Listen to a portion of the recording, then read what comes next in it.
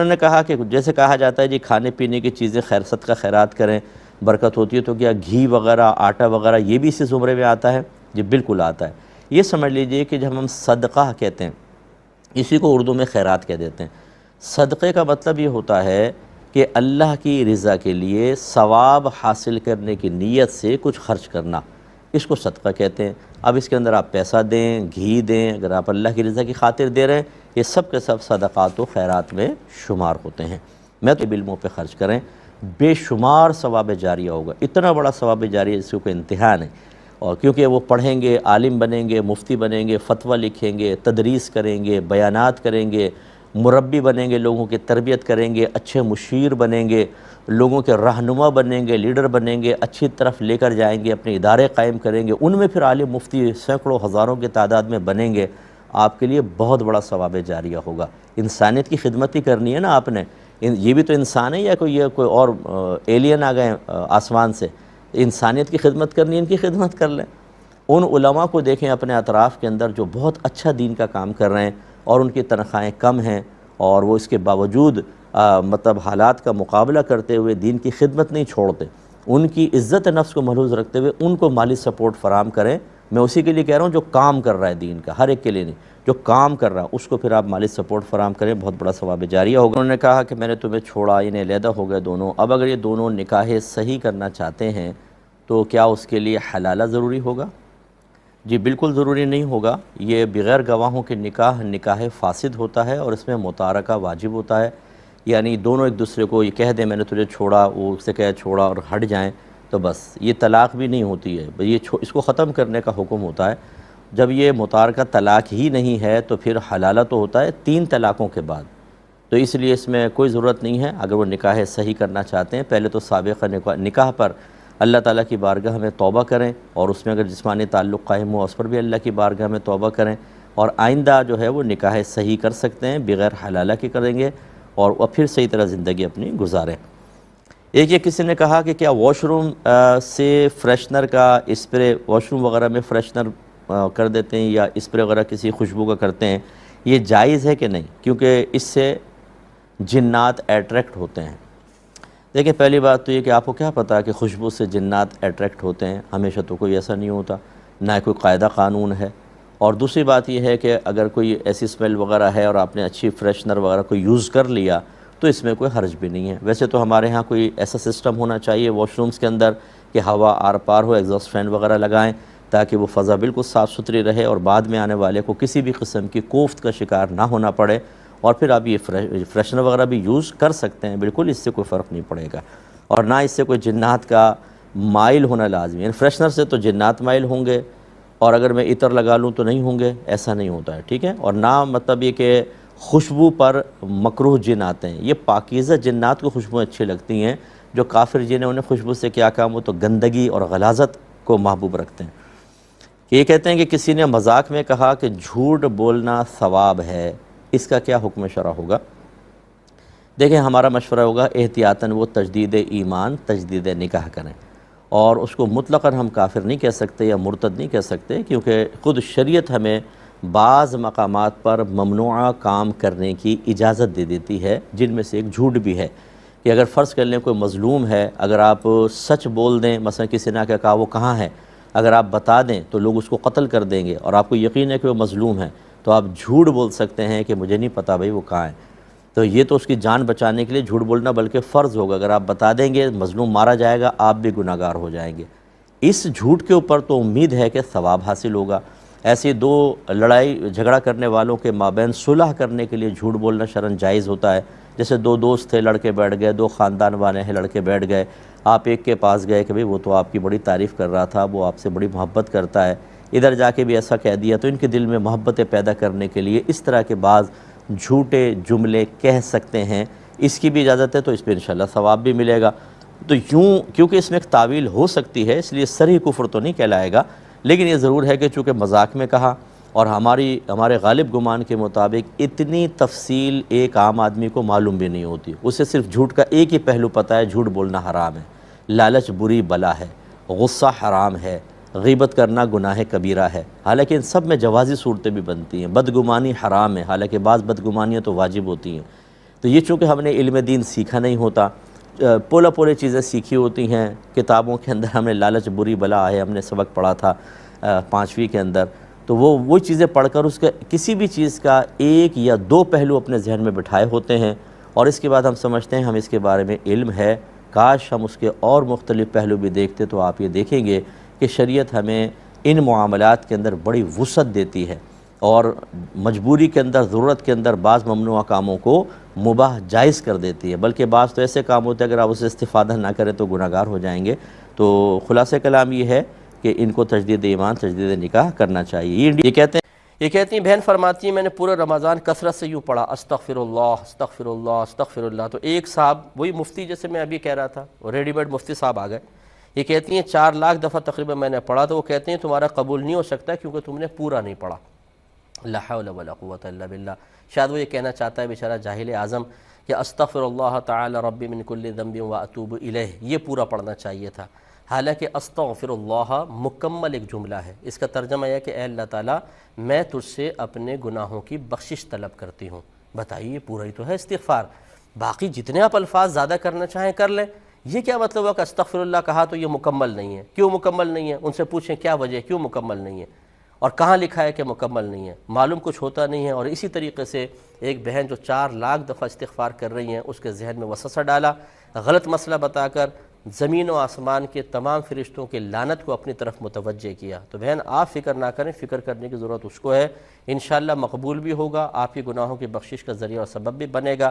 اس بیچارے کو توبہ کرنا چاہیے جو علم کی کمی کے ساتھ اس طرح کے جاہلانہ مشورے دے کر اپنی آخرت کی بربادی کا سامان کرتے ہیں۔ اسی لیے میں عرض کرتا ہوں، یہ دیکھیں میرا غصہ بالکل بجا ہے، ایک شخص نے اپنی بیوی کو 3 طلاقیں دیں، اس کی ماں ایک حافظ صاحب کے پاس پہنچ گئی، انہوں نے کہا کہ 60 مسکینوں کو کھانا کھلا دیں پھر آپ رکھ سکتے ہیں، سب ختم ہو جائیں گے، طلاقوں کا کفارہ ہو جائے گا۔ اس ساس نے 60 مسکینوں کو کھانا کھلا کے بہو کو لے آئیں اور گھر میں زنا سٹارٹ ہو گیا، کیونکہ حلالہ کے بغیر تو نہیں ہو سکتا۔ تو اس قسم کے جاہل لوگ ایسا مشورہ دے کر اور زنا کو حلال کر دیتے ہیں، ان کو تو کوڑے مارنے چاہیے۔ اگر عمر فاروق رضی اللہ تعالیٰ عنہ کی حکومت ہوتی نا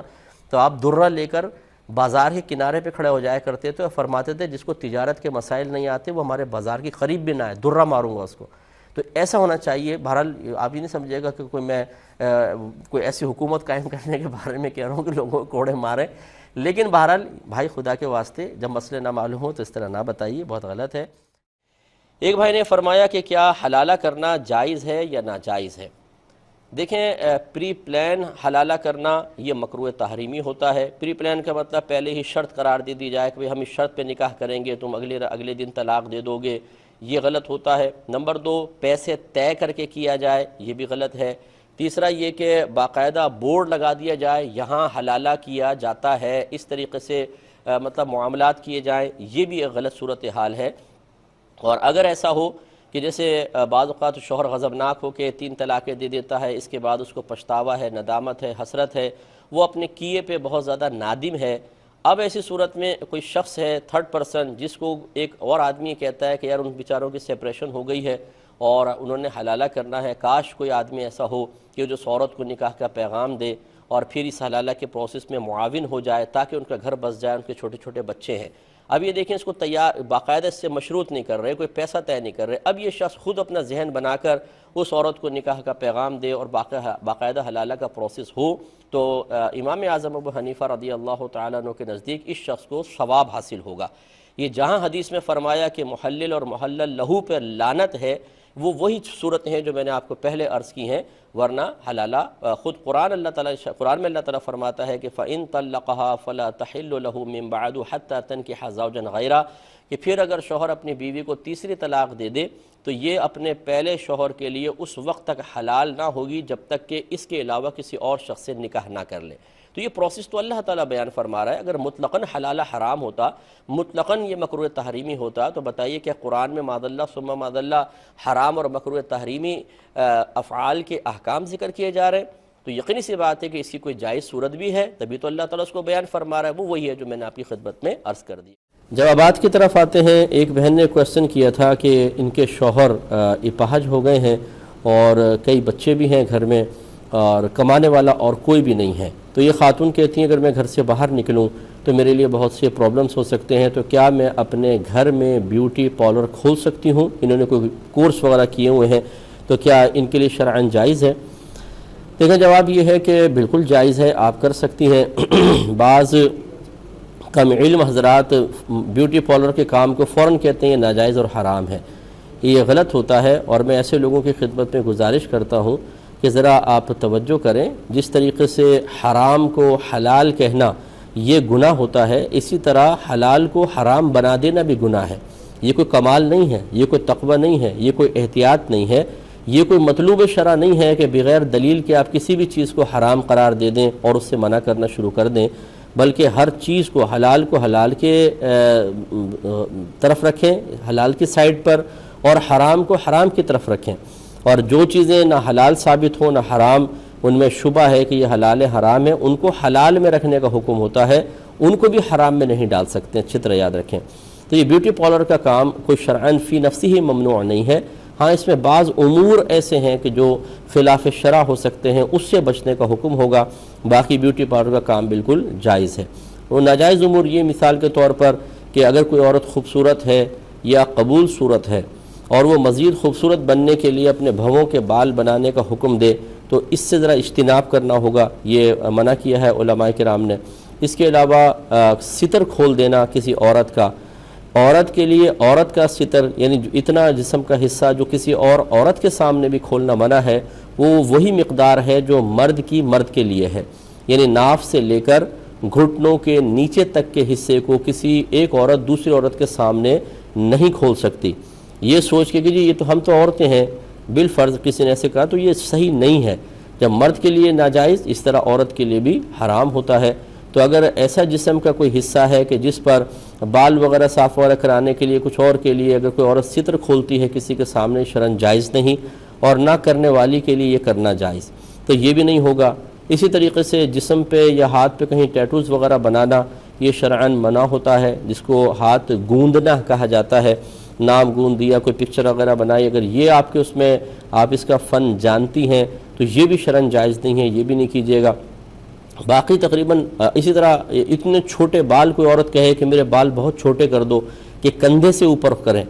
کیونکہ عورت کے لیے کندھے سے اوپر بال کرنا یہ شرعاً ممنوع ہے۔ وجہ اس کی یہ ہے کہ دور سے دیکھنے میں مرد محسوس ہوگی، جیسے بہت سے مرد دور سے دیکھنے میں عورت محسوس ہوتے ہیں، اور بہت سے بیچارے مرد حضرات غلط فہمی کا شکار ہو کر آخر میں اپنی جھیپ مٹاتے ہوئے نظر آتے ہیں، کیونکہ وہ پونی بنی ہوتی ہے، پینٹ شرٹ پہنے کوئی کھڑا ہے، وہ سمجھتا ہے کوئی خاتون ہے، بڑے ارمان دل میں لے کے وہاں پہنچتا ہے تو پتہ چلتا ہے وہ تو انہی کے جنس کا ایک شخص تھا، تو پھر وہ شرمندہ ہوتے ہیں اور مذاق بھی اڑتا ہے۔ تو یہ ارادہ ہی ان کا تو خیر گناہ تھا، آگے چاہے مرد نکل آیا۔ اسی طریقے سے بعض عورتیں ہوتی ہیں اتنے چھوٹے چھوٹے بال بنا لیتی ہیں کہ دور سے اگر دیکھیں تو لگے گا کوئی چھوٹے قد کا آدمی کھڑا ہوا ہے، اور قریب جا کر دیکھیں تو وہ محترمہ نکل آئیں۔ تو یہ اس طرح شرعاً جائز ہے ناجائز ہے، کیونکہ نبی کریم صلی اللہ علیہ وسلم نے ارشاد فرمایا کہ اللہ تبارک و تعالی نے عورتوں کی مشابہت اختیار کرنے والے مردوں اور مردوں کی مشابہت اختیار کرنے والی عورتوں پر لعنت فرمائی۔ تو لہٰذا اس لیے اگر کوئی خاتون ایسا کرنے کے لیے کہیں تو ان کی خواہش پوری نہ کی جائے، باقی جو عورتوں کے دیگر معاملات ہیں تقریباً وہ تمام جائز ہوتے ہیں، تو بالکل وہ کر سکتی ہیں۔ اور جو ایسے حضرات ہیں کہ جو بغیر سوچے سمجھے مطلقاً بیوٹی پارلر کے ہر کام کو ناجائز حرام کہہ دیتے ہیں، انہیں اللہ تعالیٰ کی بارگاہ میں توبہ کرنی چاہیے، اور ان کی خدمت میں انتہائی دائرہ ادب میں رہ کر ہماری گزارش ہے کہ جتنے بیوٹی پارلر میں کام ہوتے ہیں ان کی ایک فہرست بنا لیں، اور چونکہ آپ نے تو مطلقاً اس کو حرام کہا ہے تو ہر ایک کی بس دلیل ذرا سامنے لکھیں کہ کس وجہ سے یہ حرام ہے، خود ہی کر لیں، کوئی ہم نہیں آپ سے کہہ رہے، میں تو ایک طالب علم آدمی ہوں، میں کیا آپ کی گرفت کروں گا اور کیا آپ کے بارے میں کوئی کمنٹس پاس کروں گا، میں تو گزارش کر رہا ہوں آپ ہی کی آخرت کو بچانے کے لیے کہ بغیر سوچے سمجھے اس طریقے سے فتوے نہ دیں۔ ایک بہن نے ایک دفعہ مجھے کال کی، کہنے لگی مجھے خواب میں بڑا برا قسم کا خواب نظر آیا، عجیب و غریب، تو انہوں نے کسی ایسی کوئی صاحب تھے ان کو کال کر ڈالی، تو انہوں نے کہا کہ آپ کچھ حرام تو نہیں کما رہی، کوئی حرام چیز تو نہیں کھا رہی ہیں جو ایسا خواب نظر آیا؟ تو کہا جی میرے تو بیوٹی پارلر ہے۔ کہا کہ یہ تو حرام ہے بالکل کرنا، آپ نہ کریں۔ اب ان کا تمام تر گھر اسی طرح اس بیوٹی پارلر پہ چل رہا تھا، انہوں نے پھر ہمیں کال کی تو پھر ان کو ساری بات سمجھائی، اور پھر گزارش یہی کی کہ آپ ان سے تھوڑی سی دلیل طلب کریں تاکہ معلوم ہو کہ کس دلیل کی بنا پر ایک حلال یا مباح چیز کو مطلقاً حرام قرار دیا جا رہا ہے۔ شریعت میری نہیں ہے، شریعت کسی اور عالم دین کی نہیں ہے، شریعت اللہ تبارک و تعالیٰ اس کے رسول کریم صلی اللہ علیہ وسلم کی ہے۔ ہاں اگر کسی مسئلے میں کوئی ایسی تغیر زمانہ کے اعتبار سے، عرف کی تبدیلی کے اعتبار سے، یا لوگوں کی عادات، رسومات، کیفیات، ان کی طبیعتیں بدل جانے کی بنا پر کوئی تبدیلی واقع ہونے والی ہو، تو وہ ایک پھر جو ایسے مفتیان کرام ہیں کہ جو اجتہاد کی صلاحیت بھی رکھتے ہیں اور ان کی مسائل پر گہری نظر ہوتی ہے، وہ کسی مسئلے میں تبدیلی پیدا کر سکتے ہیں۔ وہ حرام کو مکروہ تحریمی اور مکروہ تحریمی کو بسا اوقات مکروہ تنزیہی کے درجے تک میں لا سکتے ہیں۔ جیسے نقاب کا مسئلہ آپ لے لیں کہ نبی کریم صلی اللہ علیہ وسلم نے نقاب کا حکم تو نہیں دیا تھا، لیکن علماء متأخرین نے جب اپنے زمانے کے موجودہ حالات دیکھے تو انہوں نے عورتوں کے لیے نقاب کو واجب قرار دے دیا۔ لہٰذا براہ راست قرآن یا حدیث سے کوئی نقاب ثابت نہیں ہوگا، یعنی جو باقاعدہ جسے عورتیں نقاب کرتی ہیں، لیکن علماء متأخرین نے جب اس کا حکم دے دیا تو یہ اب سمجھ لیجئے عورتوں پر علماء کی اطاعت کرنا لازم ہوگا، کیونکہ اللہ تعالیٰ نے فرمایا اطیعوا اللہ و اطیعوا الرسول وَأُولِي الْأَمْرِ مِنْكُمْ،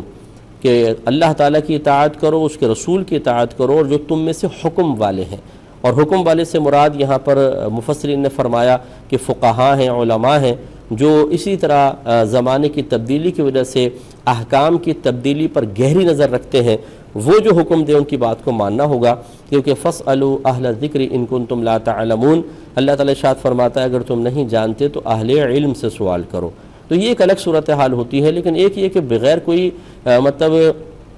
فتوے کی تبدیلی کے کوئی سبب بھی موجود نہ ہو، اسباب سبع یا اسباب ستہ موجود نہ ہو، اور بس اپنے رائے سے کچھ کہہ دیا جائے، یہ غلط ہوتا ہے۔